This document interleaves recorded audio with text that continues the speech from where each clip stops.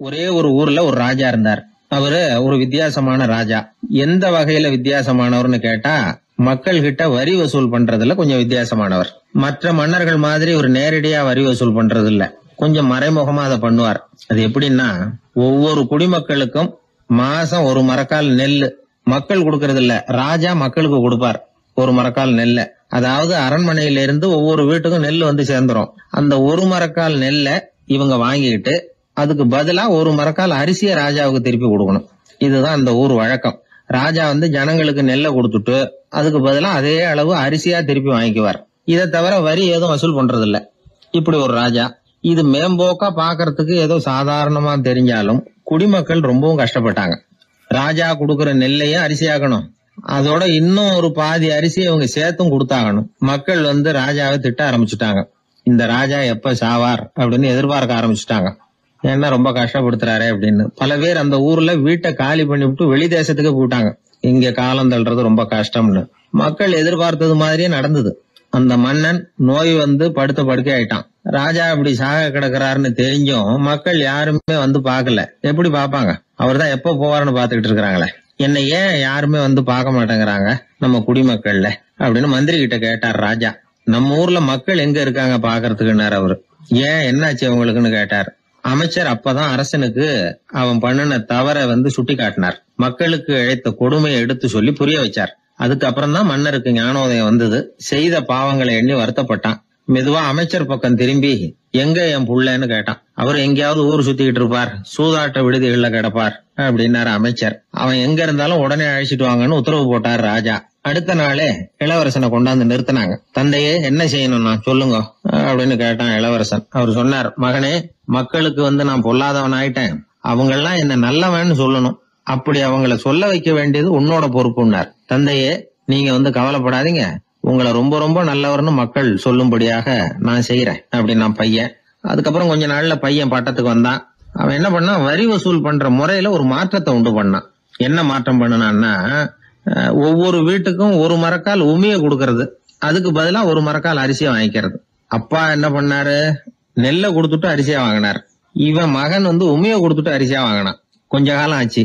ஒரு நாள் மந்திரியை கூப்பிட்டு கேட்டான், அமைச்சரே, நம்ம ஊர் மக்கள் என்ன பேசிக்கிறாங்க அப்படின்னு.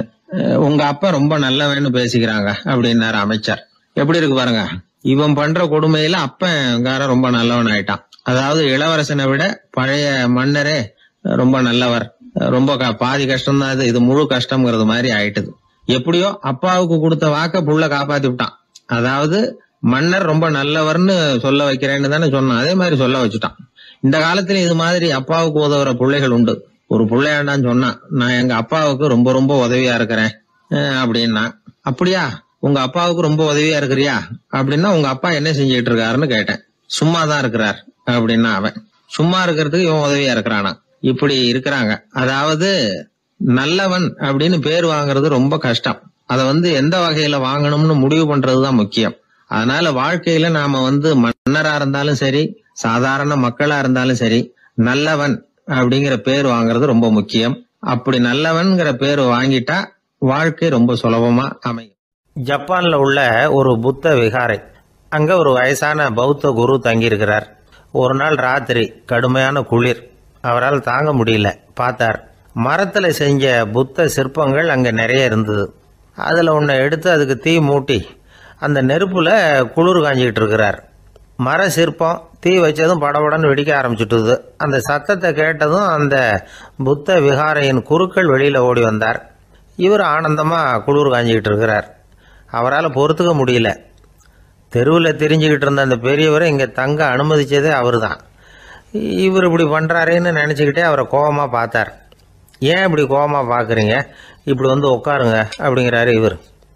அவருக்கு இன்னமும் கோபம் வந்துட்டுது. எங்கள் கடவுளை வந்து எரிச்சுட்டீங்களே அப்படின்னு சத்தம் போட்டாராம். அப்படியா அப்படின்னு கேட்டுக்கிட்டே அந்த சாம்பலை கிளறினார் இவர். என்ன செய்யறீங்கன்னு கேட்டிருக்காரு அவர். நான் எலும்புகளை தேடுறேன்னாராம். நீங்க ஒரு பைத்தியம், இது ஒரு மர சிற்பம், இதுல எலும்புகள் கிடையாது அப்படின்னாராம். அவருக்கு கோபம் வந்துட்டுது. உடனே வெளியில போங்கன்னு கத்தியிருக்கார். வெளியில தள்ளி கதவையும் சாத்தி விட்டாராம். மறுநாள் காலையில கதவை திறந்து பார்த்தா அந்த வயசான பெரியவர் ஒரு மயில்கல் மேல சில காட்டு பூக்களை வச்சு புத்தம் சரணம் கச்சாமின்னு சொல்லிக்கிட்டே இருக்கிறார். இவருக்கு சந்தேகமாக போட்டுது. கிட்ட போனார். என்ன செஞ்சுக்கிட்டு இருக்கீங்கன்னு கேட்டார். இது என்னுடைய காலை நேர பிரார்த்தனைனாராம். நிஜமாவே நீங்கள் ஒரு பைத்தியமாக தான் இருக்கணும், ஏன்னா அது ஒரு மைல்கல் அப்படின்னாராம். இப்போ அந்த பெரியவர் சொன்னாராம், நீங்கள் ஒரு மரத்தை புத்தராக நினைக்கும் பொழுது நான் ஏன் ஒரு மைல்கல்ல புத்தராக நினைக்கக்கூடாது? நான் புத்தரை எரிக்கலாம், ஏன்னா அவரை நான் நேசிக்கிறேன். அந்த சிற்பம் மரத்தால் ஆனதுங்கிறது எனக்கு தெரியும். நான் ஒரு மைல்கல்ல தொழலாம், ஏன்னா அது எனது பூக்களை தாங்குது. நான் இந்த மைல்கல்லுக்குள்ளே மறைஞ்சிருக்கிற புத்தரை பார்க்கிறேன். யாராவது ஒரு சிற்பி இதை சிலையாக்கினாதான் நீங்கள் புத்தரை பார்க்க முடியும். அன்னைக்கு ரொம்ப குளிராக இருந்தது. நான் எனக்குள்ளே இருக்கிற புத்தரையும் பாதுகாக்கணும். உள்ளே இருக்கிற புத்தரை காப்பாற்றுறதுக்காக வெளியில் உள்ள புத்தரை எரிக்கலாம், அதில் ஒன்றும் தப்பு இல்லை. அது அவருடைய போதனையிலேயே இருக்குது. உனக்குள் ஜோதியாக இரு அப்படிங்கிறது அவருடைய போதனை. என்னுடைய புத்தர் குளிரில் நடுங்கிட்டு இருந்தார். அந்த மர சிற்பங்கள் வெயில் மழையில் உணர்ச்சி இல்லாமல் இருந்தது, அதனால் அப்படி பண்ணினேன். ஆனால் நீங்கள் என்ன பண்ணீங்க? நான் ஒரு மர புத்தரை எரிச்சதுக்காக உயிருள்ள புத்தரை வெளியில் தள்ளி கதவை சாத்தினீங்க அப்படின்னாராம் அந்த பெரியவர். உண்மையான பக்திங்கிறது இதுதான். அதாவது உனக்குள் ஜோதியாக இரு அப்படின்னு புத்தர் சொன்னார் இல்லையா, அது மாதிரி தனக்குள் ஜோதியாக இருக்கிற இந்த காலத்து ஆசாமிகள் நிறைய பேர் உண்டு. எப்பவும் போதையிலேயே இருக்கிறவங்க. ஒரு நாள் நடு ராத்திரி ஒரு மது கடையில் ஒரு ஆள் அங்குள்ள சிப்பந்திகள் கிட்ட கேட்டுக்கிட்டு இருக்கிறான். மறுபடியும் இந்த கடை எப்போ திறப்பாங்கன்னு கேட்டானா. நாளைக்கு காலையில் 8 மணிக்கு திறப்பாங்க அப்படின்னு நானும் அங்கே இருந்த ஆள். அவன் திருப்பி திருப்பி அதையே கேட்டுக்கிட்டு இருக்கான். இவனுக்கு பதில் சொல்லி சொல்லி அழுத்து போச்சு. அதான் சொல்கிறேன் ஐயா, நாளைக்கு காலையில் வா அப்படின்னாங்களாம். அதுக்கு இவன், நான் வர்றதுக்காக கேட்கலையா, நேத்திக்கு வந்தவன் உள்ளேயே மாட்டிக்கிட்டேன், வெளியில் போகிறதுக்காக கேட்டேன் அப்படின்னான். என்னுடைய நண்பர் ஒருத்தர், அவர் விரல்ல நகமே இருக்காது. என்ன காரணம்னு நினைக்கிறீங்க? எல்லாத்தையும் அவரே கடிச்சு துப்பிடுவார். அப்படி ஒரு பழக்கம். சின்ன குழந்தைகள் நகம் கடிக்குது, விரல் சூப்புது. இதுக்கு என்ன காரணம் தெரியுமா? குழந்தைகள் மனசுல ஏற்படக்கூடிய ஒருவித பாதுகாப்பின்மை, இன்செக்யூரிட்டி, அல்லது தான் சரியா கவனிக்கப்படல அப்படிங்கிற எண்ணத்தோட வெளிப்பாடு தான் அது அப்படிங்கிறாங்க டாக்டர்கள். சில இடங்கள்ல 2வது குழந்தை பிறந்த உடனே பெரியவர்கள் கவனம் முதல் குழந்தைகிட்ட இருந்து கொஞ்சம் விலகி 2வது குழந்தைகிட்ட போயிடும். அந்த சமயத்துல முதல் குழந்தைக்கு இந்த பழக்கம் ஏற்படுறதுக்கு வாய்ப்பு உண்டாம். சில குடும்பங்கள்ல கணவன் மனைவி 2 பேருமே வேலைக்கு போறவங்களா இருப்பாங்க. குழந்தை ரொம்ப நேரத்துக்கு பெத்தவங்களை பிரிஞ்சு இருக்க வேண்டிய சூழ்நிலை இருக்கும். குழந்தை ஒரு பாதுகாப்பின்மையை உணர ஆரம்பிக்கும். இந்த பழக்கம் வந்துடும். அதனால ஒரு குழந்தைக்கு தான் ஒதுக்கப்படுறோம் அப்படிங்கிற நினைப்பு வராம பாத்துக்கணும். வளர்ந்த குழந்தைகளும் நகம் கடிக்கும். வயசானவங்க கிட்டையும் இந்த பழக்கம் இருக்கும். இது ஒரு மனச்சிதைவின் வெளிப்பாடு அப்படிங்கிறாங்க மனநல நிபுணர்கள். அம்மா அப்பா திட்டினாலும் சரி, அல்லது ஆசிரியர் திட்டினாலும் சரி, இந்த பழக்கம் வந்துடும். நாம தவறு பண்ணிட்டோம் அப்படிங்கிற நினைப்பு வர்ற சமயம் நகம் கடிக்க ஆரம்பிச்சிருவோம். ஏதோ ஒண்ணு அடையணும் அப்படின்னு நினைக்கிறோம், அதை அடைய முடியல. இப்படி ஒரு ஏக்கம் வர்ற சமயத்திலேயும் சில பேர் நகத்தை கடிக்க ஆரம்பிச்சிருவாங்க. ஒரு பெரிய அதிகாரி, தனியார் நிறுவனத்துல வேலை பார்க்கிறவரு, அவரு டென்ஷன் ஆயிட்டாருன்னா உடனே அறைக்கு அதை சாத்தி விடுவாங்களாம். அவரே சாத்திக்குவாராம். அப்படி சாத்திக்கிட்டு உள்ள எதையாவது வெறிச்சு பார்த்துக்கிட்டே நகத்தை கடிக்க ஆரம்பிச்சிருவாராம். இந்த பழக்கம் உலகம் பூரா உண்டு. நகம் கடிக்கிறவங்களை அந்த பழக்கத்திலிருந்து மீட்கிறதுக்கு என்ன வழி அப்படின்னு லண்டன்ல உள்ள அழகியல் நிறுவன நிபுணர்கள் யோசனை பண்ணி பார்த்துருக்குறாங்க. சில ஆய்வுகள் பண்ணி பார்த்தாங்களாம். அவங்க என்ன பண்ணாங்க தெரியுமா? நகம் கடிக்கிற பழக்கம் உள்ளவங்களையெல்லாம் தேடி பிடிச்சாங்க. அவங்களையெல்லாம் 3 பிரிவா பிரிச்சுக்கிட்டாங்க. ஒரு பிரிவு கிட்ட என்ன சொன்னாங்கன்னா, உங்களுக்கு நகத்தை கடிக்கணுங்கிற நினைப்பு வர்றப்போலாம் டைரி எழுத ஆரம்பிச்சிருங்க அப்படின்னாங்களாம். இன்னொரு பிரிவு கிட்ட, உங்களுக்கு அந்த நினைப்பு வர்றப்போலாம் உங்க நகத்துக்கு வண்ணம் பூச ஆரம்பிச்சிருங்க, அழகுபடுத்த ஆரம்பிச்சிருங்க, நெயில் பாலிஷ் போடுறாங்களே அது மாதிரி. அப்படி ஒரு யோசனை சொல்லியிருக்காங்க. 3வது குழுவினர்கிட்ட, உங்களுக்கு நகத்தை கடிக்கணுங்கிற எண்ணம் வர்றப்போலாம் விரல்களை இறுக்கமா மூடி வச்சுக்கிட்டு வேற விஷயங்கள்ல கவனம் செலுத்துங்க அப்படின்னு சொன்னாங்களாம். இப்படி 3 வித முயற்சி பண்ணி பார்த்ததுல கடைசியா அவங்க என்ன கண்டுபிடிச்சாங்க தெரியுமா? 3வது குழு செஞ்சதுல நல்ல பலன் கிடைச்சதாம். அதாவது நகம் தெரியாதபடிக்கு விரலை இறுக மூடிக்கிட்டு வச்சுக்கிட்டோம்னா அந்த பழக்கம் மாறுதான். அப்படி இருந்தவங்க கிட்ட இந்த நகம் கடிக்கிற பழக்கம் மெதுவா குறைஞ்சு போச்சான். அதனால நகம் கடிக்கிற பழக்கம் உள்ளவங்க இதை முயற்சி பண்ணி பார்க்கலாம். ஒரு ஆள் இருந்தார், அவருக்கு எப்ப பார்த்தாலும் நகத்தை கடிச்சுக்கிட்டே இருக்கணும், அப்படி ஒரு பழக்கம். அதனால அவர் விரல்ல எப்பவும் நகை இருக்கிறது இல்ல, விரல் இருக்கிறதே பெரிய ஆச்சரியம். அவருக்கு திடீர்னு உடம்புல அரிப்பு, சொரிஞ்சிக்க முடியல, அரிப்பும் நிக்கல. ஒரு வாரம் தொடர்ந்து கஷ்டப்பட்டார். கடைசியா ஒரு டாக்டர் கிட்ட ஓடினார். அவர் எல்லாத்தையும் விவரமா கேட்டுக்கிட்டு கடைசியா கொஞ்சம் மாத்திரை கொடுத்து வேலைக்கு ஒண்ணு சாப்பிடு அப்படின்னாராம். இந்த மாத்திரை எதுக்கு டாக்டர்? அரிப்பு நிக்கிறதுக்கா அப்படின்னாராம். இல்ல நகம் வளர்றதுக்காக அப்படின்னாராம் இந்த டாக்டர். ஒருத்தர் ரொம்ப அவசரமா வந்தார். சார், மனுஷன் நிம்மதியா இருக்கிறதுக்கு என்ன வழின்னு கேட்டார்.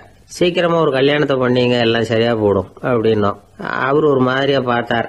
ஏற்கனவே எனக்கு கல்யாணம் ஆயிட்டுது சார், அதனால தானே நிம்மதியா இருக்கிறதுக்கு வழி கேட்கறேன் அப்படின்னார். சரி, இவர் ஒரு மாதிரியான கேஸ் அப்படின்னு நினைச்சுக்கிட்டு நம்ம கிட்ட இருந்த ஒரு சின்ன புத்தகத்தை அவர்கிட்ட தூக்கி கொடுத்தோம். இதை படிச்சு பாருங்கன்னு. கல்யாணத்துக்கு பிறகும் சந்தோஷமா இருக்கிறதுக்கு என்ன வழி அப்படிங்கிற கேள்விக்கு அந்த புத்தகத்துல விளக்கம் இருந்தது. கணவன் மனைவிக்குள்ள சிக்கல் வராம இருக்கிறதுக்கு அதுல சில வழிகளை சொல்லி கொடுத்துருக்குறாங்க. அதெல்லாம் என்னென்ன அப்படிங்கறத இப்ப பார்க்கலாமா? குடும்பம்னு இருந்தா கோபம் வரதான் செய்யும், அது வந்துட்டு போட்டும் பரவாயில்ல. ஆனா அந்த கோபம் ஒரே நேரத்துல 2 பேருக்கும் வந்துடாம பாத்துக்கணும். ஒரு சமயத்துல யாராவது ஒருத்தர் தான் கோபப்படணும், அடுத்தவங்க அமைதியா இருக்கணும். அதுக்கப்புறம் இவர் அமைதியான உடனே அவங்க ஆரம்பிச்சுக்கலாம்.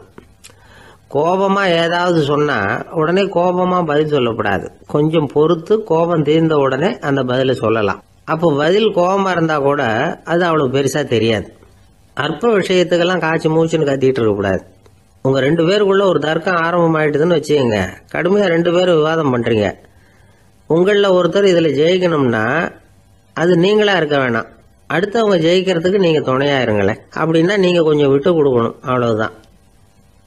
ஏதாவது குத்தம் சொல்லணுமா, செஞ்ச தப்ப சுட்டி காட்டணுமா, விமர்சனம் பண்ணணுமா, பண்ணுங்க, வேணான்னு சொல்லல. ஆனா சொன்னதை அப்படி சொல்றத கொஞ்சம் அன்பா இதமா சொல்லுங்க. எப்போ நடந்த தவறுகளை எல்லாம் இப்போ போய் மறுபடியும் ஞாபகப்படுத்திட்டு இருக்க வேண்டாம். நான் அப்பவே சொன்னேன் இந்த புடவை வேணாம்னு, நீங்க தான் கேட்கல, இப்ப பாருங்க கிழிஞ்சு போச்சு இப்படின்னு கத்துனாங்க ஒரு அம்மா. எப்போ சொன்னீங்கன்னு கேட்டா ஒரு 10 வருஷத்துக்கு முன்னாடி தீபாவளி சமயத்துல அப்படிங்கிறாங்க. அது என்ன இன்னும் அப்படியே புதுசாவே இருக்கும்?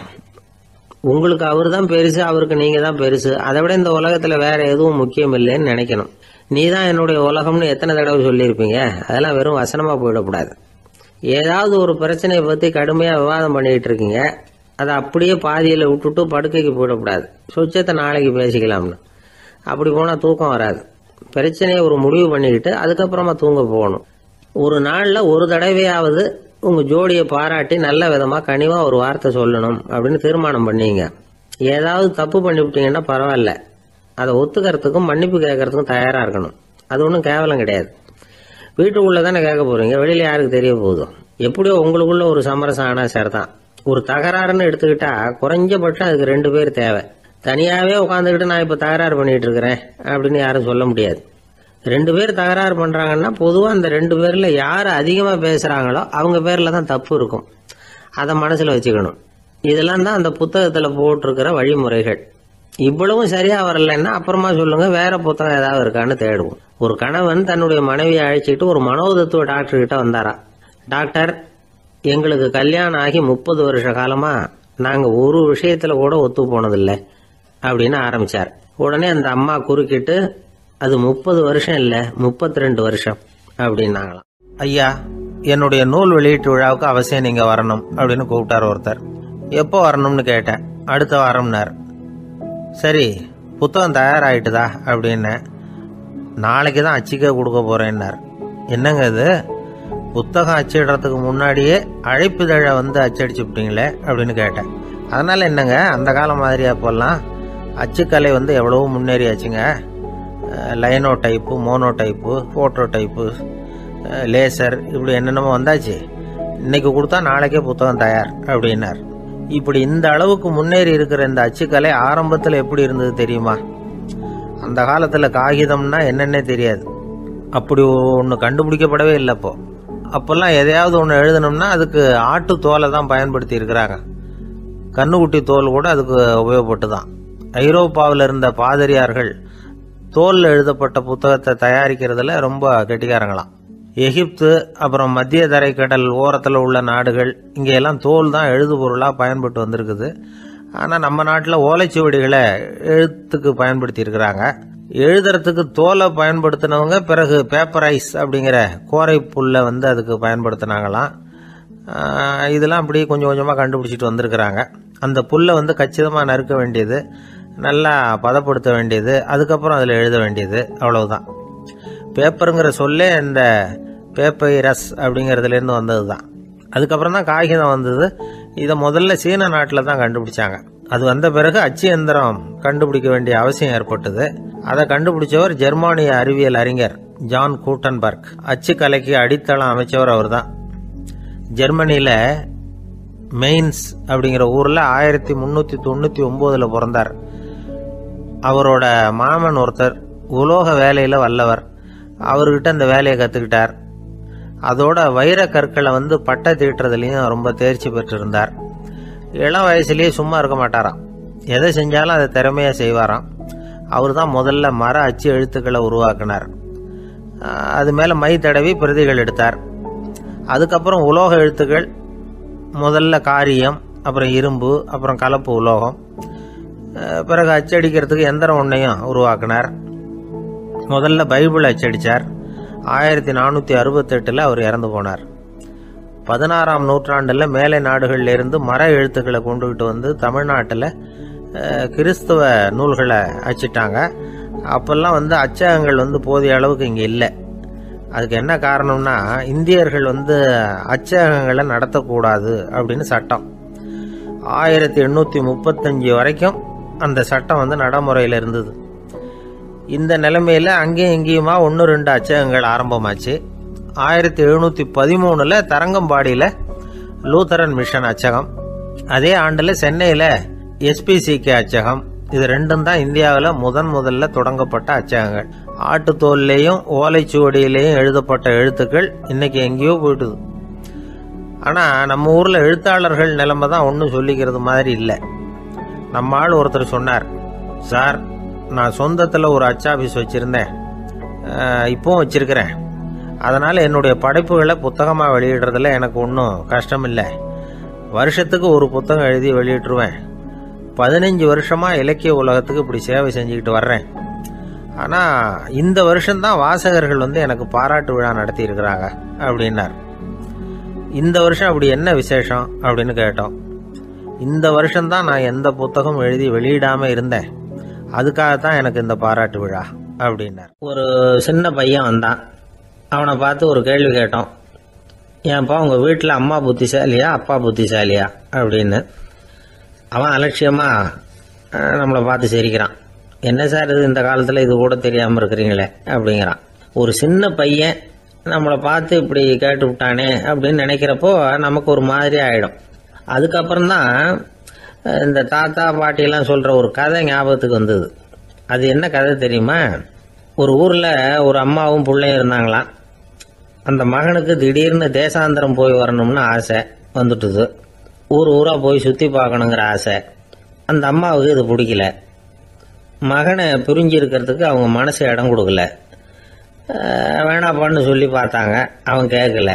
திடீர்னு புறப்படவும் செஞ்சுட்டான். சரி, இனிமேல் அவனை தடுக்க முடியாதுன்னு முடிவு பண்ணிக்கிட்டாங்க அந்த அம்மா. இருந்தாலும் புத்திசாலித்தனமாக ஒரு யோசனை பண்ணாங்க. மகனை கிட்டத்தில் கூப்பிட்டாங்க. அவங்ககிட்ட சொன்னாங்க, இதை பாருப்பா, நீ தேசாந்திரம் போகிறதுன்னு தீர்மானம் பண்ணிவிட்ட, அதை நான் தடுக்கலை, போயிட்டு வந்துடும்.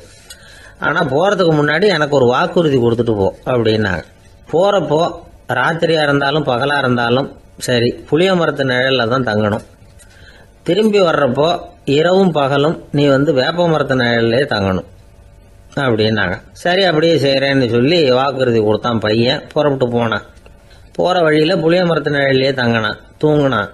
அப்படி போய்கிட்டே இருந்தான். 7ஆவது நாள் அவன் உடம்பு சுகமில்லாமல் போயிட்டுது. ரொம்பவும் பலவீனமாயிட்டான். இனிமேல் நடக்க முடியாதுங்கிற நிலைமை வந்துட்டுது. யோசிச்சு பார்த்தான். சரி, இதுக்கு மேலே வந்து போக வேண்டாம் அப்படின்னு முடிவு பண்ணிட்டு திரும்பி வர ஆரம்பிச்சுட்டான்.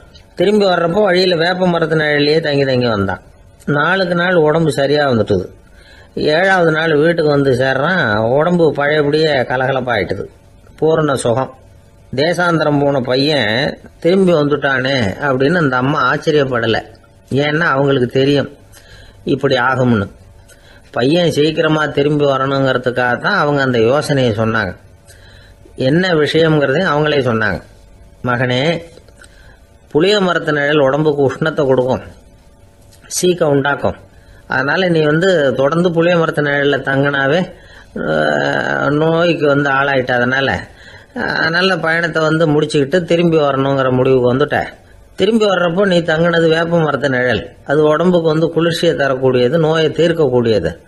அதனால சுகமாக வீட்டுக்கு சேர்ந்துட்ட. உன்னோட தேசாந்திர பயணத்தை தடுக்கிறதுக்காக தான் இப்படி பண்ணினேன் அப்படின்னாங்களாம் அந்த அம்மா. பார்த்தீங்களா அம்மாவோட புத்திசாலித்தனத்தை? அப்பாவாக இருந்தால் இப்படியா பண்ணுவார்?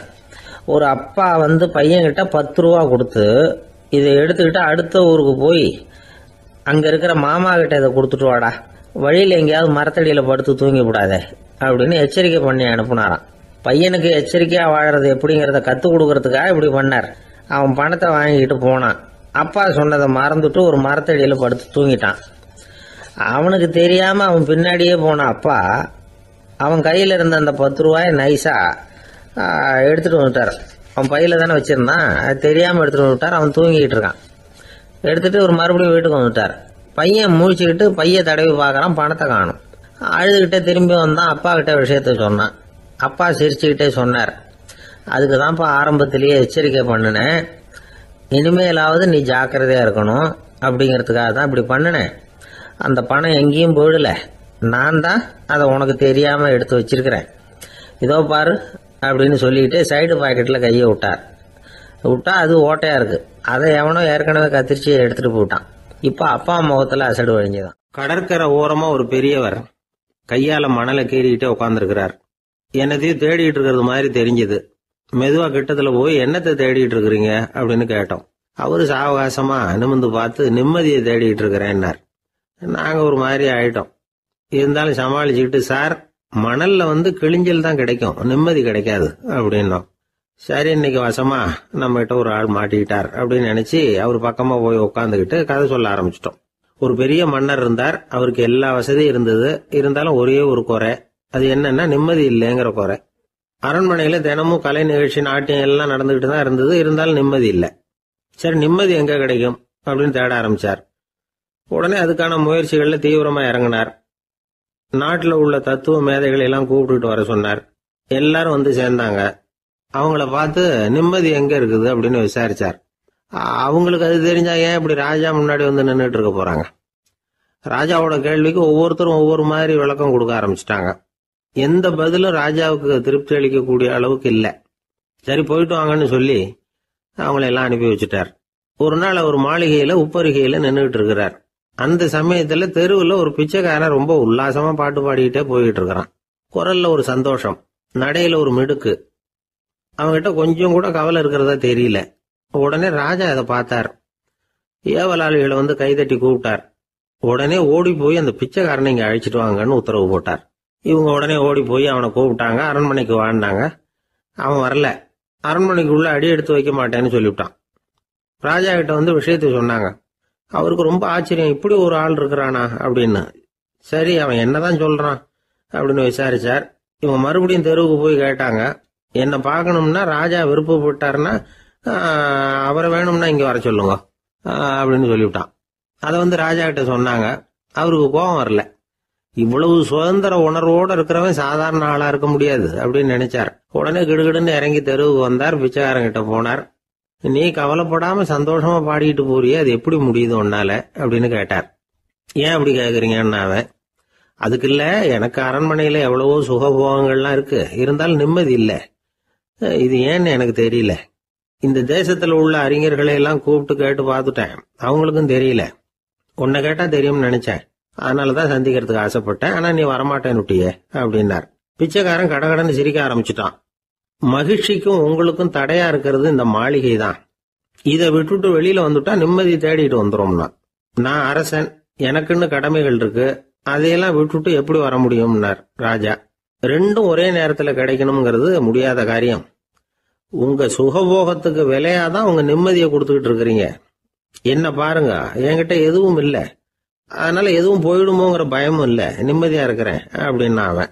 ராஜா உடனே சந்தோஷப்பட்டு தன்னுடைய மேலங்கியை எடுத்து அவனுக்கு பரிசா கொடுத்தாரான். அவன் சிரிச்சுக்கிட்டே அதை வாங்க மாட்டேன்னு விட்டானான். இதை நீங்க எனக்கு கொடுக்கறதுனால எந்த பயனும் இல்லை, அதே நேரத்தில் அதை வாங்கிட்டேன்னா அடுத்த வினாடியிலிருந்து அதை எப்படி காப்பாத்துறதுங்கிற கவலை எனக்கு வந்து சேர்ந்துடும். அப்புறம் தூக்கம் வராது, நிம்மதி போயிடும் அப்படின்னு நானா சொல்லிவிட்டு அவன் பாட்டுக்கு சந்தோஷமா பாடிட்டே போயிட்டான்.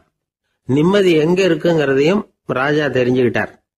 அந்த இடத்துக்கு தன்னால போக முடியாதுங்கிறதையும் அவர் புரிஞ்சுக்கிட்டார். இப்படி இந்த கதைய அந்த கடற்கரையில மணலை கீறிக்கிட்டே உட்கார்ந்துருந்தார அந்த பெரியவர்கிட்ட சொல்லி முடிச்சோம். அவர் முகத்துல ஒரு தெளிவு தெரிஞ்சது. எங்களை நிமிர்ந்து பார்த்தார். ரொம்ப நன்றிங்க, இப்ப எனக்கு தெரிஞ்சு போச்சு. நிம்மதி வேணும்னா அதுக்கு என்ன பண்ணணும்னு இப்ப நல்லா புரிஞ்சுக்கிட்டேன் அப்படின்னார். என்ன புரிஞ்சுக்கிட்டீங்கன்னு கேட்டோம். இனிமே இந்த பக்கம் வந்தா உங்க கண்ணுல படாத இடமா பார்த்து உட்காரணும்னு புரிஞ்சுக்கிட்டேன் அப்படின்னார். ஒரு ஆளு ராமகிருஷ்ணரை தேடி வந்தான். அவன் கையில 1000 பொற்காசுகள் வச்சிருந்தான். அதை அவர்கிட்ட கொடுத்து இதை ஏத்துக்கணும் அப்படின்னு ரொம்ப பணிவா கேட்டுக்கிட்டான். அவரு பார்த்தார், இது எனக்கு தேவையில்லை, ஆனாலும் உன்னுடைய மனசை புண்படுத்துறதுக்கு நான் விரும்பலை, அதனால நீ கொடுக்கறத வாங்கிக்கிறேன்னார். வாங்கிக்கிட்டார். அப்புறம் கேட்டார், இதை பாரு, இனிமே இதெல்லாம் என்னுடைய இதுதானே அப்படின்னார். ஆமா, அதையெல்லாம் நான் உங்களுக்கே கொடுத்துட்டேன். அவன் சரி, இப்போ நீ எனக்காக ஒரு காரியம் பண்ணணும்னார். என்ன செய்யணும்னு சொல்லுங்கன்னா, இந்த நாணயங்களையெல்லாம் எடுத்துக்கிட்டு போய் கங்கை நதியில எரிஞ்சுட்டு வா அப்படின்னார். இவனுக்கு அதிர்ச்சியா போச்சு. என்ன பண்றது, இனிமே அது முடியாதுன்னு சொல்ல முடியாது. ஏன்னா அந்த நாணயங்களையெல்லாம் அவருக்கே கொடுத்துட்டான். இனிமே அதெல்லாம் இவனுடையது இல்லை. பேசாம அவ்வளவையும் அள்ளிக்கிட்டு ஆத்தங்கரைக்கு போனான். போனவன் ரொம்ப நேரம் திரும்பியே வரல. ராமகிருஷ்ணருக்கு சந்தேகம், என்ன ஆச்சு அந்த மனுஷனுக்கு, காசுகளோட அந்த கங்கையில குதிச்சுட்டானா, போகும்பொழுதே ஒரு மாதிரியா தான் போனான், போய் என்னன்னு பார்த்துட்டு வாங்க அப்படின்னார். அங்க இருந்த ஒருத்தர் ஓடி போய் பார்த்தார். அவர் போய் பார்க்கும் பொழுது அவன் அங்கேயே இருந்தான். அதுக்கப்புறம் அவர் திரும்பி வந்தார். வந்து விவரத்தை சொன்னார். அதாவது அவன் கங்கை கரையில உட்காந்துக்கிட்டு ஒவ்வொரு நாணயமா 1 2ன்னு எண்ணி எண்ணி வீசிக்கிட்டு இருக்கிறான். அவனை சுத்தி ஒரு கும்பல் நின்றுகிட்டு அவனை தடுத்துக்கிட்டு இருக்குது அப்படின்னு விவரத்தை சொன்னார் போயிட்டு வந்தவர். இதை கேட்டதும் ராமகிருஷ்ணரே புறப்பட்டு அங்க போனாராம். என்ன இப்படி பண்ணிட்டு இருக்கிற, நான் உன்னை அந்த நாணயங்களை கங்கையில வீசி எறிய சொன்னேன், நீ ஏன் அதை எண்ணிக்கிட்டு இருக்கிற அப்படின்னார். பழக்கம்தான் காரணம், நான் ஒவ்வொரு நாளும் ஒவ்வொன்றா சேமிச்சு வச்சேன். இன்னைக்கு என்கிட்ட நிறைய இருக்குது, உங்களுக்கு ஒரு 1000 நாணயங்களை கொடுக்கணுங்கிறது என்னோட ஆசை அப்படின்னா. இப்ப ராமகிருஷ்ணர் சொன்னார், ஒரே நேரத்துல எல்லாத்தையும் சம்பாதிச்சிருந்தா நீ எண்றது பொருத்தமா இருக்கும். எல்லாத்தையும் இழக்கும் போது ஒவ்வொன்றா எண்ணிக்கிட்டு இழக்கிறதுங்கிறது சரியான செயல் இல்லை. அதனால ஒரே தடவையா எல்லாத்தையும் தூக்கி எறிஞ்சிடும் அப்படின்னார். இது இழப்பது அப்படிங்கிற ஒரு உயர்ந்த நிலை. இதை நாம யதார்த்த வாழ்க்கையில சம்பந்தப்படுத்தி பார்த்து குழப்பிக்கிட்டு இருக்கக்கூடாது. இழக்கிறேன்னு சொல்லிக்கிட்டு இருக்கிற காசையெல்லாம் ஆத்துலையும் குளத்துலையும் கொண்டு போய் எரிஞ்சுட்டு வாங்க அப்படின்னு உபதேசம் பண்றதாக யாரும் நினைச்சிடக்கூடாது. இதுல நாம புரிஞ்சுக்க வேண்டியது என்னன்னா, எதையாவது ஒன்றை இன்னொருத்தருக்கு கொடுக்கணும் அப்படின்னு விருப்பப்பட்டா அதை மனப்பூர்வமா கொடுத்துடணும். கொடுத்துட்டு அதையே நினைச்சிட்டு இருக்க கூடாது. நம்மால் ஒருத்தர் ஒரு 100 ரூபாய் நோட்டை தன்னுடைய நண்பர் ஒருத்தர்கிட்ட கொடுத்து, இது உனக்கு தான் வச்சுக்கோ அப்படின்னார். அவரு பார்த்தார், இது இனிமே எனக்கு தானே சொந்தம் அப்படின்னார். ஆமான்னார் அவர். அப்படின்னா எனக்காக நீ ஒரு உதவி செய்யணும்னார். சொல்லுங்க செய்யறேன்னார் அவர். இந்த 100 ரூபாய் நோட்டை தீ வச்சு கொளுத்தி விடுனார். இவர் அதிர்ச்சியாகி அவரை பார்த்தார். இப்ப அவரு சொன்னார், நீ எனக்கு அன்பா கொடுத்தது இது, இந்த நோட்டு கள்ள நோட்டுங்கிறது எனக்கு முன்னாடியே தெரியும், சீக்கிரம் கொளுத்தி விடு, அதுதான் நம்ம 2 பேருக்குமே நல்லது அப்படின்னாராம் அவர். ராமகிருஷ்ணர் வாழ்ந்த காலத்துல நடந்த ஒரு நிகழ்ச்சி இது. அப்போ ஒரு ஓவியர் இருந்தாராம். அவருக்கு ஒரு ஆசை, ராமகிருஷ்ணர் படத்தை வரையணும், அதை அவர்கிட்டயே கொண்டுட்டு போய் காட்டி அபிப்பிராயம் கேட்கணும். இதுதான் அந்த ஓவியரின் ஆசை. உடனே ராமகிருஷ்ணர் படத்தை வரைஞ்சி முடிச்சார். அதை எடுத்துக்கிட்டு போனார். இவர் போன சமயம் அங்கே ராமகிருஷ்ணர் சீடர்களோடு உட்காந்துருக்கிறார். விவேகானந்தர் அங்கே இருக்கிறார். இந்த ஓவியர் கொண்டுகிட்டு போய் தான் வரைந்த ஓவியத்தை அவர்கிட்ட காட்டினார். ராமகிருஷ்ண பரமஹம்சரின் ஓவியத்தை ராமகிருஷ்ணர்கிட்டயே காட்டுறார். ராமகிருஷ்ணர் என்ன பண்ணார் தெரியுமா, அந்த படத்தை பார்த்தார். உடனே அது காலை தொட்டார். குருதேவருடைய இந்த செயல் சீடர்களுக்கு ரொம்ப வியப்பை உண்டு பண்ணிச்சு. சில பேர் மனசுக்குள்ளேயே ரொம்ப குழம்பி போக ஆரம்பிச்சிட்டாங்க, என்ன இப்படி பண்றாருன்னு. என்ன இது அவரோட படம், அவரே அவரோட படத்தின் காலை தொடுறார் அப்படின்னு யோசிச்சாங்க. சில பேர் ஒன்றும் புரியாம ஒருத்தர் பார்த்து சிரிச்சுக்கிட்டாங்க. அந்த இடத்துல சீடர்கள் மட்டும் இல்லை, சீடர் அல்லாத பல பேர் இருந்தாங்க. தன்னுடைய காலை தானே தொடர இவருடைய செயல் பற்றி என்ன நினைக்கிறது அப்படின்னு அவங்களும் குழம்பி போய் நிற்கிறாங்க. அந்த படத்தை வரைஞ்சி அவர்கிட்ட காட்டின அந்த ஓவியருக்கும் அதிர்ச்சி. இருந்தாலும் அவர் சீடர் கிடையாது. அதனால் கொஞ்சம் துணிச்சலை வர வச்சுக்கிட்டு கேட்டார், என்னங்க இது, என்னால் என்னுடைய கண்களையே நம்ப முடியல. இது உங்கள் சொந்த உருவப்படம், நீங்கள் உங்கள் சொந்த கால்களையே தொடுறீங்க, இது எங்களுக்கு கொஞ்சம் சங்கடமாக இருக்குதே அப்படின்னார். ராமகிருஷ்ணரின் கண்களில் ஆனந்த கண்ணீர் வழிஞ்சுதான். அவர் சொன்னாராம், இது என்னோட படம்ங்கிறது எனக்கு தெரியும், ஆனால் இது என்னோட படம்ங்கிறதுனால நான் இதோட காலை தொடலை. நீ என்னுடைய சமாதி நிலையை இந்த படத்தில் படம் பிடிச்சி காட்டியிருக்கிற, அதனால் அதோட காலை தொடறேன். சமாதி நிலையில் யார் இருந்தாலும், அது என்னுடைய படமாக இருந்தாலும் சரி அல்லது வேற யாருடைய படமாக இருந்தாலும் சரி, படம் யாருதுங்கிறது முக்கியம் இல்லை. இதில் எது முக்கியம்னா அது தன்னை உணர்ந்த ஒரு உணர்நிலையின் படம். அப்படி இருக்கிறப்போ அதோட காலை நான் தொடணும். அதுக்கு நீங்கள் எல்லாரும் ஏன் சங்கடப்படுறீங்கன்னு எனக்கு தெரியல அப்படின்னாராம். இப்போ தான் அங்கே இருந்த சீடர்களுக்கும் மற்றவங்களுக்கும் விவரம் புரிஞ்சுதான். இதுக்கு முன்னாடி யாரும் செய்யாததை இவர் செஞ்சிருக்கிறார், ஆனால் அவருடைய காரணம் ரொம்ப நியாயமானது அப்படிங்கிறத உணர்ந்தாங்களாம். இதுவரைக்கும் ஆன்மீகத்தில் சமாதி நிலை, அதாவது தன்னை உணர்ந்த நிலை பற்றி புரிஞ்சுக்கிட்டோம். இல்லறத்தில் ஏற்படக்கூடிய சமாதி நிலை பற்றி உங்களுக்கு தெரியுமா? ஒரு அம்மா டாக்டர்கிட்ட வந்து சொன்னாங்களாம், டாக்டர், என் வீட்டுக்காரருக்கு உடம்புல ஏதோ கோளாறுன்னு நினைக்கிறேன், நான் எவ்வளவு நேரம் பேசினாலும் காதில் விழாதது மாதிரி உட்கார்ந்துருக்கிறார் அப்படின்னு ஆகலாம். அதுக்கு அந்த டாக்டர் சொன்னாராம், அம்மா, அது உடம்பு கோளாறு இல்லை, அது ஒரு பெரிய திறமை அப்படின்னாராம். ஒரு கணவன் மனைவி எப்போ பார்த்தாலும் அவங்க 2 பேருக்கும் இடையில சண்டை வந்துக்கிட்டே இருந்தது. இதில் என்ன ஆச்சரியங்கிறீங்களா? நான் அதுக்காக சொல்ல வரல, இது வேற விஷயம். அதாவது சண்டை போடாமல் இருக்கிறதுக்கு வழி சொல்கிற தகவல் இது. நான் சொன்ன அந்த கணவன் மனைவி எப்படின்னா, கணவன் ஒரு வார்த்தை சொன்னால் மனைவி கிட்டேருந்து 2 வார்த்தை பதிலாக வரும். இதுக்கு கணவன்கிட்டேருந்து 4 வார்த்தை பதிலாக வரும். இப்படி வார்த்தைகள் பெருகி போய் கடைசியில் வம்புல வந்து முடியும். அந்த அம்மா பொறுத்து பார்த்தாங்க, அவங்களால தாக்கு பிடிக்க முடியல. பக்கத்து வீட்லேயும் ஒரு கணவன் மனைவி இருந்தாங்க, அவங்களுக்குள்ள சண்டை வர்றதில்ல. அது எப்படி அவங்களால மட்டும் சண்டை போடாமல் இருக்க முடியுது அப்படின்னு இந்த அம்மாவுக்கு ஆச்சரியம். ஒரு நாள் நேராக பக்கத்து வீட்டு அம்மாக்கிட்டே போய், ஏம்மா, நீங்கள் எப்படி கணவனும் மனைவியும் சண்டை போட்டுக்காமல் இருக்கிறீங்க, அது எப்படி முடியுது உங்களால் அப்படின்னு கேட்டாங்க. அதுக்குன்னு ஒரு மருந்து இருக்குது, அதை சாப்பிட்டா சண்டை வராது அப்படின்னாங்க அவங்க. சரிங்க, அந்த மருந்தை அவர் சாப்பிட மாட்டேன்னு சொல்லிட்டா என்ன பண்ணுறது அப்படின்னு கேட்டிருக்கிறாங்க இவங்க. அந்த மருந்து அவருக்கு இல்லைம்மா, உனக்கு தான் அப்படின்னாங்களாம் அவங்க. அப்படியா, அப்படின்னா கொடுங்க, ரொம்ப நல்லதாக போச்சு. அதை எப்படி சாப்பிட்றதுங்கிற விவரத்தையும் சொல்லுங்கள், எங்கே அது கிடைக்குங்கிறதையும் சொல்லுங்கள், வாங்கிக்கிறேன் அப்படின்னு கேட்டாங்களாம் இவங்க. வேறு எங்கேயும் போய் வாங்க வேண்டாம், என்கிட்டே இருக்க அந்த மருந்து, அதில் கொஞ்சம் தர்றேன், வாங்கி வச்சுக்க. உன் வீட்டுக்காரர் உன்னோட சண்டையை ஆரம்பிக்கிறப்போலாம் நீ இந்த மருந்தில் ஒரு அவுன்ஸ் வாயில் ஊற்றிக்கணும். அதை உடனே குடிச்சிடக்கூடாது, ஒரு 5 நிமிஷமாவது அது வாயில் இருக்கணும், அதுக்கப்புறம் குடிச்சிடலாம் அப்படின்னு சொல்லி ஒரு பாட்டில் மருந்தை இந்த அம்மாக்கிட்ட கொடுத்து அனுப்புனாங்களாம். மருந்தை எடுத்துக்கிட்டு இந்த அம்மா வீட்டுக்கு வந்திருக்கிறாங்க.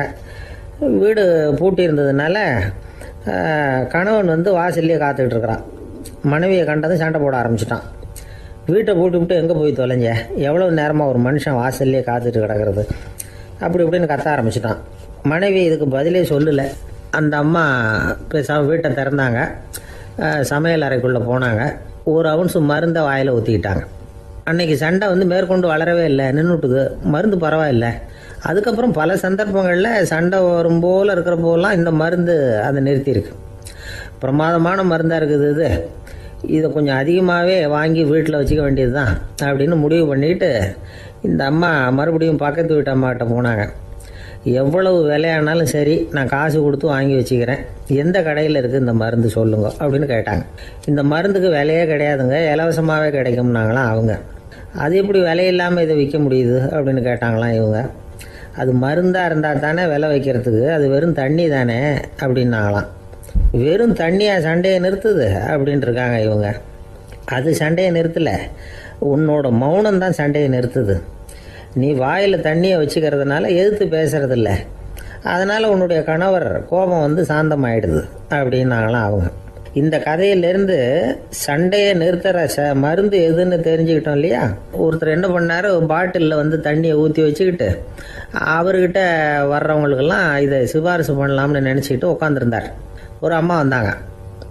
இதை கேட்டுவிட்டு இதையே ஒரு மருந்து மாதிரி கொடுக்கலாம்ங்கிறது அவர் முடிவு. அதனால் பாட்டிலில் தண்ணி அடைச்சி வச்சுக்கிட்டு அதில் கலருக்காக என்னத்தையோ ஒரு ஜீரகம் அது மாதிரி எதையாவது கலந்து வச்சுக்கிட்டு ஒரு மருந்து மாதிரி ஒரு பாவனையில் வச்சுக்கிட்டு உட்காந்துருக்காரு. யாராவது வீட்டில் சண்டைன்னா என்கிட்ட வாங்க மருந்து தரேன்னு. ஒரு அம்மா வந்தாங்க. எனக்கு என் வீட்டுக்காரருக்கும் அடிக்கடி சண்டை வருதுங்க அப்படின்ட்டு இருக்காங்க. கவலைப்படாதம்மா, நான் ஒரு மருந்து தரேன்னு சொல்லி வீட்டுக்குள்ளே போய் ஒரு பாட்டில் எடுத்து வந்து கொடுத்தார். பாட்டிலில் இருக்கிறது என்னங்கிறத சொல்லிவிட்டு அது பேரில் மரியாதை வராது இல்லையா, அதனால் சொல்லலை. அந்த அம்மா வாங்கிட்டு போனாங்க. 4 நாள் கழித்து திரும்பி வந்தாங்க. என்னம்மா வீட்டில் சண்டை நின்று போச்சான்னு கேட்டிருக்காரு இவர். அங்கே நின்று போச்சுங்க, இப்போ உங்ககிட்ட ஆரம்பமாக போகுதுன்னாங்களாம். என்னம்மா அப்படின்ட்டுருக்காரு அவர் பயந்து போய். பின்ன என்னங்க நீங்கள் என்ன மருந்து கொடுத்துருக்குறீங்க என்னங்க அப்படின்னாங்களாம் கோவமாக. அது வெறும் தண்ணி தானே அப்படின்ட்டுருக்காரு இவர். தண்ணியாக இது நல்லா பாருங்கள் அப்படின்னு அந்த பாட்டில் நீட்டினாங்களாம். இவர் வாங்கி பார்த்துருக்காரு. அப்புறம் தான் விஷயம் புரியுது அவருக்கு. இவர் கை தவறுதலாக அவங்க வீட்டில் இருந்த மண்ணெண்ணெய் பாட்டில் எடுத்து அவர்கிட்ட கொடுத்துருக்குறாங்க. அப்புறம் என்ன ஆகும், சண்டை வராமல். அர்ஜுனன் கேட்ட கேள்விக்கெல்லாம் பகவான் கண்ணன் வந்து பதில் சொன்னார். அதுக்கு பேர் பகவத்கீதை. அதே மாதிரி உத்தவன் கேட்ட கேள்விக்கும் அவர் பதில் சொல்லியிருக்கிறார். அதுக்கு என்ன பேருனா உத்தவ கீதைன்னு பேர். அது சரி, உத்தவன்னா யார்? கண்ணனுக்கு சின்ன வயசுலேருந்தே தேர் ஓட்டிக்கிட்டு இருந்தவன் அவன் தான். குருஷேத்திர போர் முடிஞ்சது. அதர்மத்தை அழித்து தர்மத்தை நிலைநாட்டி தர்மனுக்கு முடிச்சு விட்டினார் கண்ணபிரான். அதுக்கப்புறம் துவாரகைக்கு திரும்பினார். தான் வந்த காரியம் முடிஞ்சது. அதனால் இளமையிலிருந்தே தனக்கு தேரோட்டியாக இருந்து வந்த உத்தவனை கூப்பிட்டார். இந்த பாருப்பா, உனக்கு வேணுங்கிறத கேளுன்னார். அவன் தனக்குன்னு எதையும் கேட்குறதுக்கு ஆசைப்படலை. இருந்தாலும் கேள்வி கேட்குறதில் அவன் ரொம்ப கெட்டிக்காரன். அதனால் கேட்க ஆரம்பித்தான். பரந்தாமா, ராஜசூய யாகத்துக்கு தர்மனை கூப்பிட்டு தன்னுடைய அரண்மனையில் விருந்து வச்சான் துரியோதனை.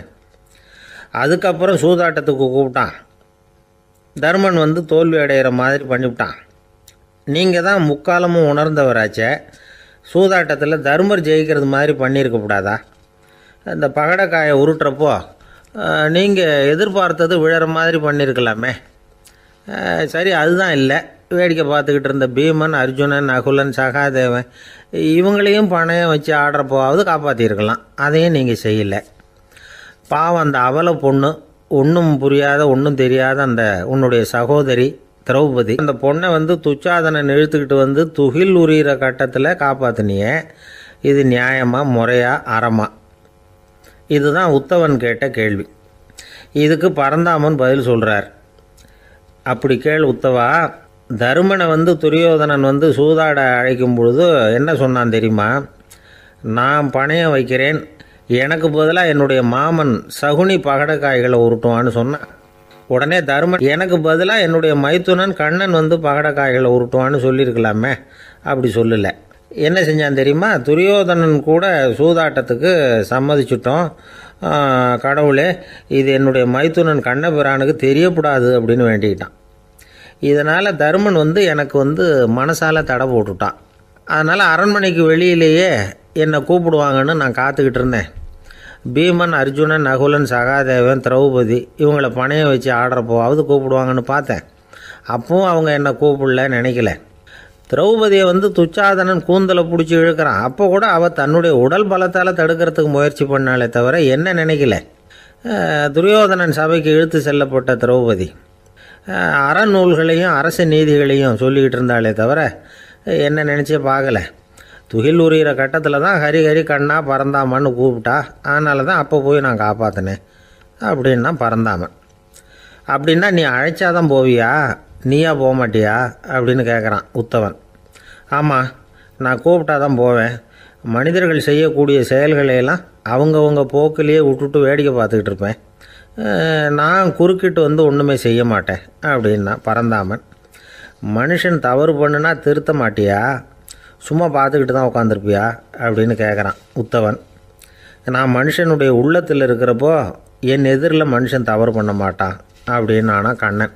அதாவது யார் நினைக்கிறாங்களோ அவங்க உள்ளத்துலலாம் அவன் இருக்கிறான். அப்படி இருக்கிறப்போ தவறு செய்ய மனுஷன் அஞ்சுவான். இதுதான் உத்தவ கீதைங்கிறது. இந்த காலத்துலேயும் சில பேர் பகவான் மாதிரி அடுத்தவங்க கஷ்டப்படுறத வேடிக்கை பார்த்துக்கிட்டு இருக்கிறது உண்டு. அன்னைக்கு அப்படித்தான். நடுத்தெருவில் ஒரு திருடனை பிடிச்சி எல்லாரும் சேர்ந்து அடிச்சுக்கிட்டு இருக்கிறாங்க. ஒரு ஆள் மட்டும் தள்ளி நின்று அதை வேடிக்கை பார்த்துக்கிட்டு இருக்கான். பார்த்துக்கிட்டு சிரிச்சுக்கிட்டு இருக்கிறான். என்ன சார் இது, பாவம் அந்த ஆளை போட்டு அப்படி அடிக்கிறாங்களே அப்படின்னோம். அடிக்கட்டும் சார், அவன் அடி வாங்க வேண்டிய ஆள் தான் அப்படின்னா அவன். ஏன் சார் அப்படி சொல்கிறீங்க அப்படின்னு கேட்டோம். பின்ன என்ன சார், நான் ஒருத்தர் பையில் இருந்த பர்ஸை எடுக்கிறதுக்கு முயற்சி பண்ணிக்கிட்டு இருந்தேன். அதுக்குள்ளே அவன் முந்திக்கிட்டு அப்வேஸ் பண்ணிவிட்டான். பர்ஸை அவன் எடுத்துட்டான். பார்க்கறதுன்னா எடுக்கிறது அவனா? என்ன சார் நியாயம் இது? நல்லா வாங்கட்டும் அப்படிங்கிறான். ஒரு ஊரில் ஒருத்தர் இருந்தான். ஏதோ ஒரு சின்ன அலுவலகத்தில் வேலை பார்த்துக்கிட்டு இருந்தான். ரொம்ப ஏழை. வர்ற கொஞ்சம் வருமானத்தை வச்சு வாழ்க்கையை ஓட்டிகிட்டு இருந்தான். ஒரு நாள் தெரு வழியாக அவன் நடந்து வந்துக்கிட்டு இருக்கிறான். தெருவில் ஒரு காசு கிடந்தது. அதை பார்த்துட்டான். அது குனிஞ்சு எடுத்தான். அது ஒரு பழங்கால காசு. அந்த காசு நடுவில் ஒரு துளை இருந்தது. அதாவது துளையிட்ட நாணயம். பழங்காலத்தில் புழக்கத்தில் இருந்த ஒரு நாணயம் அது. துளையிட்ட நாணயம் கிடச்சிதுன்னா ரொம்ப நல்லது, அது அதிர்ஷ்டம் அப்படின்னு ஒரு நம்பிக்கை உண்டு. இவன் கையில் அது கிடைச்சதும் ரொம்ப சந்தோஷப்பட்டான். இனிமேல் என்னுடைய கஷ்டம்லாம் தீரப்போகுது, அதிர்ஷ்டம் என்னை தேடி வரும், நான் பணக்காரன் ஆகிடுவேன் அப்படின்னு சொல்லிட்டு அந்த காசை தன்னுடைய கோட்டு பையில் பத்திரமா போட்டு வச்சுக்கிட்டான். அடிக்கடி அதை தொட்டு பார்த்துக்கிறது உண்டு, வெளியில் எடுக்க மாட்டான். இப்படியே கொஞ்ச காலம் ஆச்சு. அதுக்கப்புறம் என்னாச்சு தெரியுமா? நிஜமாகவே அதிர்ஷ்டம் அவனை தேடி வர ஆரம்பிச்சுட்டுது. செல்வம் வந்து குவிஞ்சுது. பணம், பதவி, புகழ் எல்லாம் வந்து சேர்ந்தது. சமூகத்தில் அவன் ஒரு பெரிய மனுஷன் ஆகிட்டான். எல்லாரும் அவனை பாராட்டினாங்க. அவன் எதை தொட்டாலும் வெற்றி, எல்லாம் அந்த காசோட மகிமை அப்படின்னு அவன் மனசுக்குள்ளே நினச்சிக்கிட்டான். தினமும் காலையில் அந்த கோட்டை போட்டுக்கிட்டு தான் வெளியில் கிளம்புவான். புறப்படுறதுக்கு முன்னாடி கோட்டு பாக்கெட்டை தொட்டு பார்த்துக்குவான், உள்ளே காசு இருக்கா அப்படிங்கிறத உறுதிப்படுத்திக்குவான். அதுக்கப்புறம் தான் வெளியில் கிளம்புவான். இப்படியே பல வருஷம் ஓடி போச்சு. ஒரு நாள் அவனுக்கு அந்த ஆசை வந்துட்டுது. அதாவது அந்த துளையிட்ட நாணயத்தை எடுத்து கண்ணால் பார்க்கணும் அப்படின்னு. காலையில் சாப்பிட்டுக்கிட்டு இருந்தான். அப்போ தன்னுடைய மனைவிகிட்ட சொன்னான், ரொம்ப நாளைக்கு அப்புறம் என்னுடைய அந்த நாணயத்தை இன்றைக்கி வெளியில் எடுத்து பார்க்க போகிறேன்னா. என்னத்துக்கு அது, இப்போ அதை பார்க்க வேணாமே அப்படின்னு மெதுவாக இழுத்தாங்க அந்த அம்மா. இல்லை நான் பார்த்தே தீரணும் அப்படின்னு அவன் தன்னுடைய சட்டை பைக்குள்ளே கையை விட்டான். உள்ளே இருந்த நாணயத்தை வெளியில் எடுத்தான். பார்த்தா அவனுக்கு ஆச்சரியமாக போச்சு. அந்த நாணயத்தில் துளையே இல்லை. என்ன ஆச்சு அப்படின்னு சொல்லி அவன் ரொம்ப குழம்பி போயிட்டான். இப்போ அந்த அம்மா சொன்னாங்க, நான் தான் ஒரு நாள் உங்கள் கோட்டு ரொம்பவும் தூசியாக இருக்கேன்னு சொல்லி அதை ஜன்னலுக்கு வெளியில் உதறினேன். உள்ளே இருந்த அந்த காசு அப்போ எனக்கு தெரியாது, ஞாபகத்தில் இல்லை. அது தெருவில் விழுந்துட்டது போல இருக்கு. அதுக்கப்புறம் எவ்வளவோ தேடி பார்த்தேன், கிடைக்கல. அதுக்குள்ளே அதை யாரோ எடுத்துகிட்டு போயிட்டாங்க போல இருக்கு. அது இல்லைங்கிறது உங்களுக்கு தெரிஞ்சால் வருத்தமாக இருக்குமேங்கிறதுக்காக நான் தான் வேற ஒரு நாணயத்தை எடுத்து சட்டை பைக்குள்ளே வச்சுட்டேன் அப்படின்னு விவரத்தை சொன்னாங்க அந்த அம்மா. இது எப்போ நடந்ததுன்னு கேட்டான். உங்களுக்கு அந்த காசு கிடைச்சதே அன்னைக்கு மறுநாளே இது நடந்து போச்சு அப்படின்னாங்களாம். இதை கொஞ்சம் யோசனை பண்ணி பாருங்க. அவனுக்கு அதிர்ஷ்டத்தை கொடுத்தது அந்த நாணயம் இல்லை, அவனுடைய நம்பிக்கை, அதாவது தன்னம்பிக்கை. அதுதான் வேலை செஞ்சிருக்கு. இதிலிருந்து நாம் தெரிஞ்சுக்க வேண்டியது என்னென்னா, வாழ்க்கையில் முன்னேற நினைக்கிறவங்களுக்கு தன்னம்பிக்கை ரொம்ப முக்கியம். அது இல்லைன்னா முன்னேற முடியாது. ஒருத்தன் சொன்னானா, நான் எப்போவுமே என்ன தான் சார் நம்புவேன், மற்றவங்கள நம்ப மாட்டேன். நேற்றுக்கு பாருங்கள், திடீர்னு 10 பேர் என்னை அடிக்க வந்துட்டாங்க, நான் ஒருத்தனாகவே அதை சமாளித்தேன் அப்படின்றான் ரொம்ப பெருமையாக. அது எப்படின்னு கேட்டாங்களாம். ஒரே ஓட்டமாக அங்கேருந்து ஓடி வந்துட்டேன் அப்படின்னு. ரொம்ப நாளைக்கு முன்னாடி ஒரு நாள் கோவலன் நாடகம் நடந்தது. எங்கள் மதுரையில் நடந்தது. அதில் ஒரு முக்கியமான கட்டம். கண்ணகி கிட்ட சிலம்பை வாங்கிக்கிட்டு அதை விற்கிறதுக்காக மதுரை நகருக்கு புறப்படுறான் கோவலன். அந்த சமயத்தில் கண்ணகி பாடுற மாதிரி ஒரு நாடக பாடல், நாடக ஆசிரியர் எழுதினது. அது என்ன பாட்டுன்னா, மா பாவியோர் கூடி வாழும் மதுரைக்கு மன்னா போகாதீர் என்று அப்படின்னு ஆரம்பிக்கும் அந்த பாட்டு. இதுதான் அந்த பாட்டு. இதை கண்ணகி மேடையில் பாடின உடனே கூட்டத்தில் சலசலப்பு. நம்ம ஊர்லேயே நமக்கு முன்னாடியே நின்றுக்கிட்டு மா பாவியோர் கூடி வாழும் மதுரை அப்படின்னு சொல்கிறாங்களே, என்ன தைரியம் அப்படின்னு எல்லாம் குழப்பம் பண்ண ஆரம்பிச்சிட்டாங்க. மக்கள் சத்தம் போட ஆரம்பிச்சிட்டாங்க. எதிர்ப்பு குரல் அது பாட்டுக்கு வர வர அதிகமாக போட்டுது. கொண்டுக்கிட்டு வா அந்த நாடக ஆசிரியரை, எழுதுனது யார் அப்படின்னு ஒரே சத்தம், கூச்சல். வேறு வழி இல்லை. மெதுவாக மேடைக்கு வந்தார் அந்த நாடக ஆசிரியர். 4 பக்கத்திலிருந்தும் கேள்வி கணைகள். மக்களை பார்த்து கொஞ்சம் அமைதியாக இருங்கோ அப்படின்னு சொல்லிவிட்டு தன்னுடைய விளக்கத்தை சொல்ல ஆரம்பித்தார் அந்த நாடக ஆசிரியர். மா அப்படின்னு சொன்னால் திருமகளாகிய லட்சுமி அப்படின்னு அர்த்தம். பா அப்படின்னா கலைமகளாகிய சரஸ்வதி. வி அப்படின்னா மலைமகளாகிய பார்வதி. மா பாவியோர் அப்படின்னா திருமகளும் கலைமகளும் மலைமகளும் இவங்க மூவரும் அப்படின்னு அர்த்தம். இந்த 3 பேரும் வாழ்கின்ற மதுரை புனிதம் நிறைந்தது, சகல செல்வங்களும் நிறைஞ்சது. அப்படிப்பட்ட ஊரில் நான் அணிந்து கொள்ளும் இந்த சாதாரண சிலம்பை யார் வாங்கிக்குவாங்க அப்படிங்கிற எண்ணத்தோடு தான் கண்ணகி அப்படி சொல்கிறா. அதை நினச்சி தான் நான் எழுதினேன். ஆகவே மதுரையை ரொம்ப சிரமப்படுத்தணும், ரொம்ப மோசமாக எழுதணும் அப்படிங்கிற எண்ணம்லாம் எனக்கு கிடையாது. பெருமைப்படுத்தணும்னு நினச்சி தான் அப்படி எழுதினேன் அப்படின்னு விளக்கம் கொடுத்தாராம். இந்த விளக்கத்தை கேட்டதும் எல்லாரும் ரொம்ப சமாதானம் ஆயிட்டாங்களாம். இப்படி விளக்கம் கொடுத்த அந்த நாடக ஆசிரியர் யார் தெரியுமா? அவர் தான் தமிழ் நாடக உலகின் முதல் ஆசான் சங்கரதாஸ் சுவாமிகள். அவருக்கு நகைச்சுவை உணர்வும் அதிகம். 1920ஆம் ஆண்டு திருநெல்வேலியில் அவர் தங்கியிருக்கிறார் நாடகம் நடத்துறதுக்காக. அவர் தங்கியிருந்த வீட்டில் கொசு மூட்டை பூச்சி அதிகமாக இருந்திருக்கு. அவரால் தூங்கவே முடியல. அவர் அனுபவித்த தொல்லைகள் ஒரு பாட்டாக உருவாச்சு. வேடிக்கையாக ஒரு பாட்டு எழுதினாராம். மூட்டையும் கொசுவும் ஒரு வீட்டிலே மீட்டிங் போட்டால் முன்னே நிற்க யாரால் முடியும்? கொசு மோகன ராகம் போல சத்தம் போட்டு முன்னே நின்று செய்திடும் யுத்தம். இதை மறுநாள் நாடகத்தில் கோமாளி வேஷம் போட்ட ஒரு சிறுவனை விட்டு பாட வச்சிருக்காரு. எல்லாரும் சிரிச்சு ரசிச்சாங்களாம். சங்கரதாஸ் சுவாமிகள் கல்யாணமே பண்ணிக்கல, துறவி மாதிரியே வாழ்ந்திருக்கார். தமிழ் நாடக கலைக்கு தன்னையே அர்ப்பணம் பண்ணிக்கிட்டவர் அவர். 1922 நவம்பர் மாசத்துல ஒரு நாள் புதுச்சேரியில் அவர் வாழ்க்கை முடிஞ்சுது. அப்போ அவருக்கு வயசு 55. சங்கரதாஸ் சுவாமிகள் நாடக ஆசிரியர் மட்டும் இல்லை, மேடை நாடக இயக்குனர், தயாரிப்பாளர். அவரே ஒரு சிறந்த நடிகர். ஒரு தடவை சாவித்திரி நாடகத்தில் இவர் யமதர்மனா வேஷம் போட்டு நடிச்சிருக்கிறார். நாடகம் பார்த்துக்கிட்டு இருந்த கருவுற்ற ஒரு பெண்மணிக்கு பயத்தினால அங்கேயே குழந்தை பிறந்துட்டு தான். அந்த நிகழ்ச்சிக்கு அப்புறம் இவர் இந்த வேஷம் போடுறப்போலாம் ஜனங்களுக்கு முன்கூட்டியே எச்சரிக்கை கொடுக்க ஆரம்பிச்சிருவாராம். அதாவது அப்படி யாராவது பயப்படுறவங்க இருந்தால் கொஞ்சம் கண்ணை மூடிங்க அல்லது எழுந்திரிச்சு போடுங்கன்னு. நடிப்புன்னா அப்படிலாம் இருக்கணும். இந்த காலத்தில் நடிகர் ஒருத்தர் சொன்னார், சார் நான் இந்த நாடகத்தில் நடிக்கிறப்போ முகத்தில் நவரசங்களையும் காட்டி நடித்தேன், உணர்ச்சிகளை எல்லாம் நல்லா காட்டி நடித்தேன். அப்படி இருந்து ஜனங்கள் கல்லை எடுத்து மேடையில் வீசிவிட்டாங்க சார் அப்படின்னார். நாடகத்தில் உங்களுக்கு என்ன வேஷம் அப்படின்னு கேட்டாங்க. அது செத்து கிடக்கிற பணமாக நடித்தேன் சார் அப்படின்னார். ஒரு தடவை கலைவாணர் NS கிருஷ்ணன் பேராசிரியர் கல்கியை சந்திச்சு பேசிக்கிட்டு இருந்தாராம். கலைவாணர் கல்கியை பார்த்து, எனக்கு கதை எழுத ஆசையா இருக்கு, எப்படி எழுதுறதுன்னு கேட்டாராம். கதை எழுதுறதுக்கு 4 மை வேணும்னாராம் கல்கி. அப்படியா, அப்படின்னா என்னென்ன கலர் மை அப்படின்னு கேட்டிருக்காரு கலைவாணர் சிரிச்சுக்கிட்டே. நான் சொன்னது கலர் மை இல்லை, அது வேற மை. அதாவது கதை எழுதுறதுக்கு தேவைப்படுகிற 4 மை எதுன்னா, 1 திறமை, 2 பேணாமை, 3வது தனிமை, 4வது பொறுமை அப்படின்னாராம். உடனே கலைவாணர், உங்க யோசனை அருமை அப்படின்னாராம். அதுதான் கலைவாணர். பொதுவா எழுத்தாளர்கள் எழுதுற மாதிரி நடந்துக்கிறது இல்லை. ஆனா கலைவாணர் என்ன சொல்லுவாரோ அதே மாதிரி நடந்துக்குவார். எல்லாருக்கும் எல்லாம் கிடைக்கணுங்கிற கருத்தை சினிமா படங்கள்ல வலியுறுத்துவார். அதே மாதிரி நடைமுறை வாழ்க்கையிலேயும் எல்லாருக்கும் எல்லாமும் கொடுப்பார். பணம், பதவி, புகழ் இப்படி எதுவுமே இல்லாத ஒரு சாதாரண மனுஷனா இருந்தா கூட இவர் மனுஷனுக்கு கொடுக்கற மரியாதையில கொஞ்சமும் குறைச்சல் இருக்காது. இந்த குணம் சாதாரணமா எல்லாருக்கும் இருக்கிறது இல்ல. அவரு சினிமா தியேட்டருக்கு போய் சினிமா பாக்குறது வழக்கம். அவரு வந்திருக்கிறாருங்கிறது தெரிஞ்சா போதும், வெளியில பிச்சைக்காரங்க கூடிடுவாங்க. இது அவருக்கு தெரியும். வெளியில நம்மளை நம்பி ஒரு கூட்டம் காத்துக்கிட்டு இருக்குமேன்னு நினைப்பார். உடனே ஒரு 100 ரூபா நோட்டை கொடுத்து சில்லறையா மாத்திட்டு வர சொல்லுவார். படம் முடிஞ்சு வெளியில வர்றப்போ சில்லறையோட வருவார். எல்லாருக்கிட்டையும் கொடுத்துருவார். ஏன்னா எல்லாரும் தேடிட்டு வருவாங்க அவரை. என்ன எல்லாரும் சௌக்கியமா இருக்கிறீங்களா அப்படின்னு பிரியமா விசாரிப்பார். ஏதோ ரொம்ப நெருங்கின சொந்தக்காரங்களை விசாரிக்கிறது மாதிரி விசாரிப்பாரு. தன்கிட்ட இருக்கிற சில்லறையை எல்லாருக்கும் சமமா பிரிச்சு கொடுத்துட்டு தான் அங்கிருந்து புறப்படுவார். ஒரு நாள் அது மாதிரி புறப்படுற சமயத்துல ஒரு சின்ன பையனுக்கு சில்லறை எதுவும் கிடைக்கல கொடுக்கறதுக்கு.